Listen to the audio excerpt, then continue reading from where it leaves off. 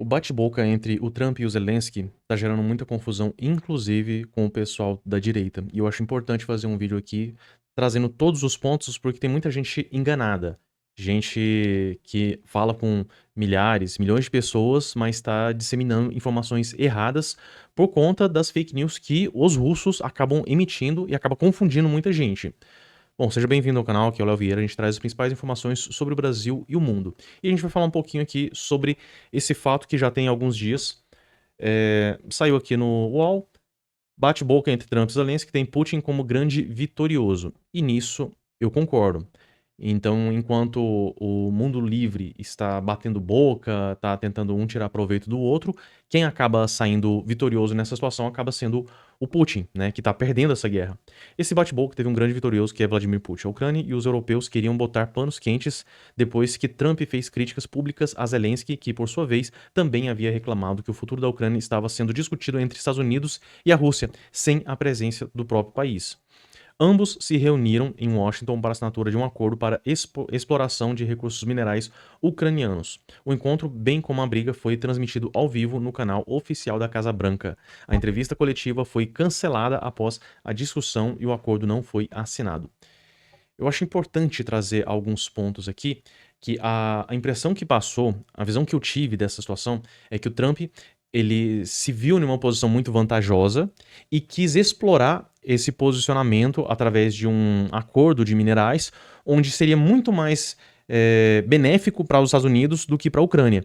E aí ele já tinha certeza de que o acordo já iria sair, por isso que ele já fez esse encontro televisionado e tudo, até mesmo para colocar mais pressão em cima do Zelensky, que ele assinaria esse acordo desfavorável, já que na cabeça do Trump a Ucrânia depende completamente dos Estados Unidos, e sem os Estados Unidos eles perderiam a guerra. Acredito que essa foi a visão que ele tinha. E aí ele colocou essa pressão, colocou tudo ao vivo, só que ele não esperava que eles iriam ainda ter que discutir e rever esse acordo. Esse que foi o principal problema. Ele queria utilizar essa posição favorável dele.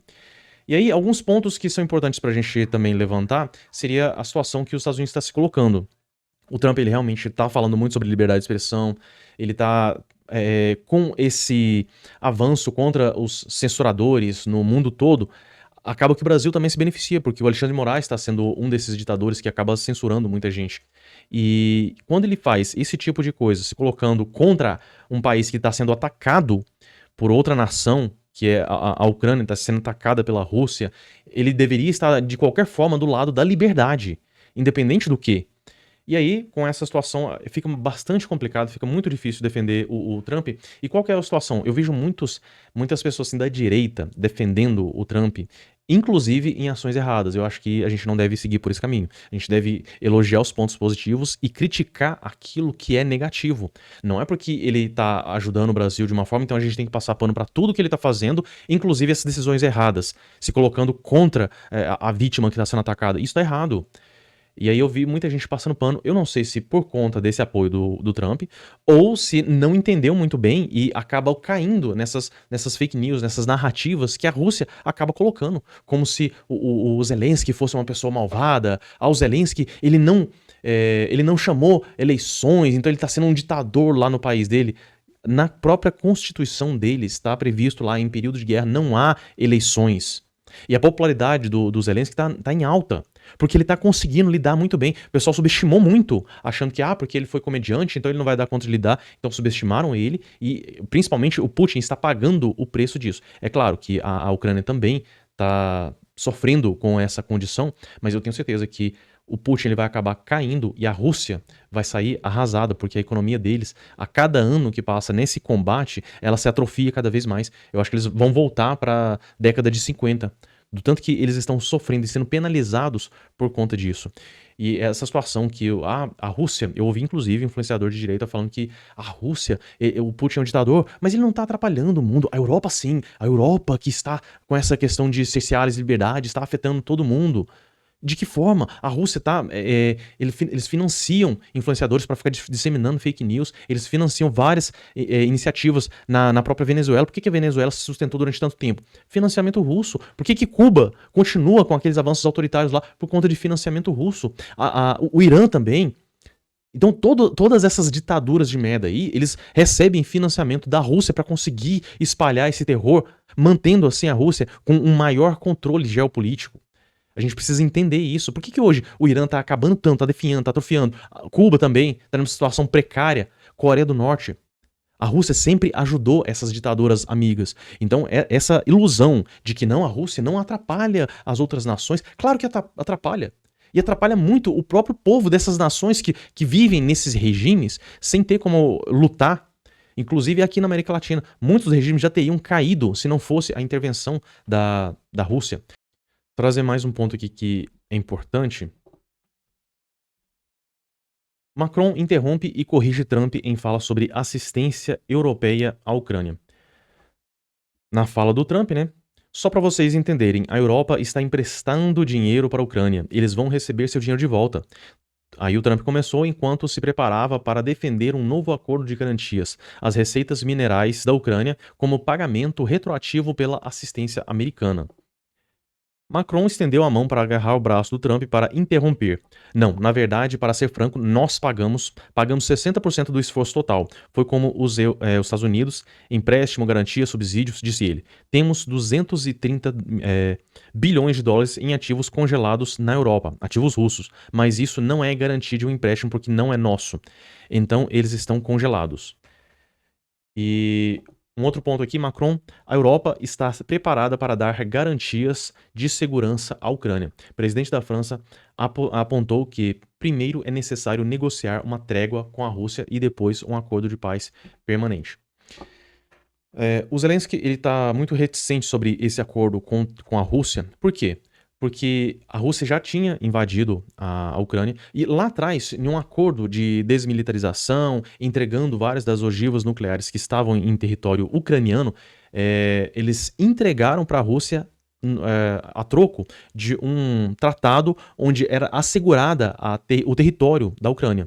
E é claro que em 2014 os russos, quebrando esse acordo, invadiram a Ucrânia, tomando ali a Crimeia e mais uma parte da Ucrânia. E aí teve o cessar-fogo, eles congelaram as fronteiras e mais recentemente, mais uma vez, ferindo todos os acordos, a Rússia invadiu novamente a Ucrânia. Então aí fica a pergunta, será que vale a pena realmente fazer um acordo com uma nação que repetidamente veio quebrando todos os acordos que fez? Será que isso vale a pena? Será que é viável? Será que é seguro? Porque eles podem simplesmente fazer esse acordo, vamos cessar fogo aqui, congela as fronteiras, e aí vai acontecer a reestruturação, a Rússia vai se levantar mais uma vez, reconstruir todo o seu exército, o arsenal, e daqui a 5, 10, 15 anos pode invadir novamente e tentar pegar mais um pedaço da Ucrânia. Isso não vai ter fim. Então, a única saída é expulsar de vez a Rússia do território ucraniano. E isso não diz respeito apenas à Ucrânia, isso diz respeito a todo mundo livre.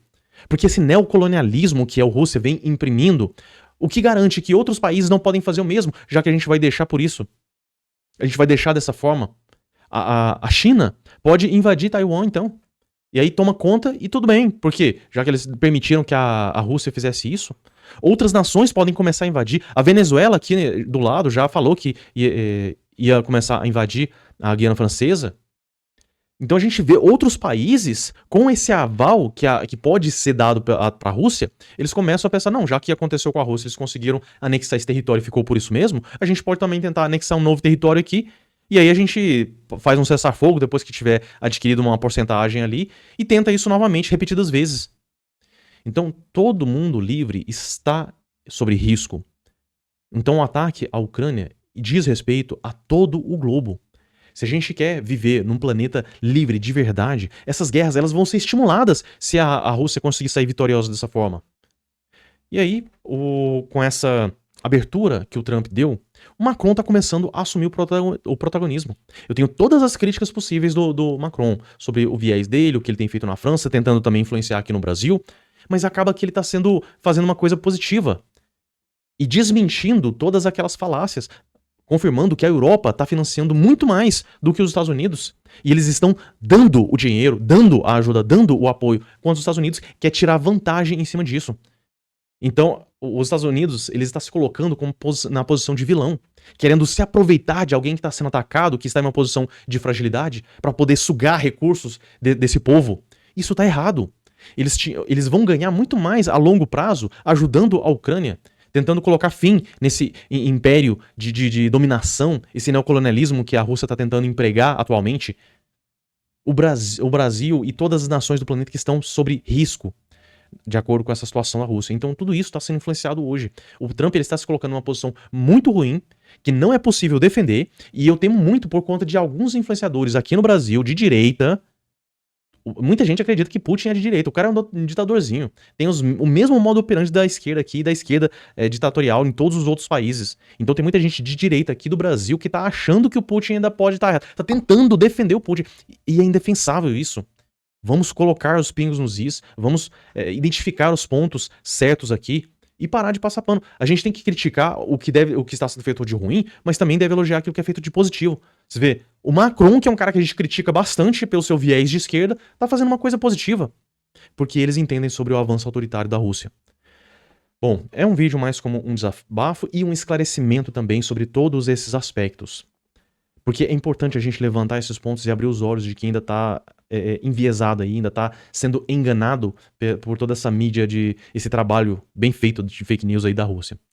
Bom, por esse vídeo é isso. Se alguém tiver mais alguma dúvida sobre esse assunto, pode deixar nos comentários, a gente pode trazer outros vídeos para poder esclarecer isso aqui também, certinho? Bom, compartilhe se você acha que é importante levar essa informação para mais gente, e se você não é inscrito, se inscreva aqui no canal também. Eu fico por aqui, um forte abraço e até a próxima.